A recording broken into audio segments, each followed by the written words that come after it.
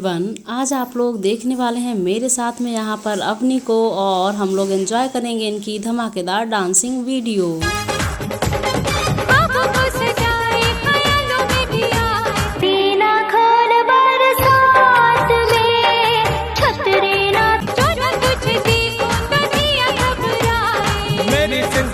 दोस्तों, आप लोगों को अपनी की कौन सी डांसिंग क्लिप सबसे ज़्यादा अच्छी लगी है, अपने कमेंट्स में ज़रूर बताइएगा।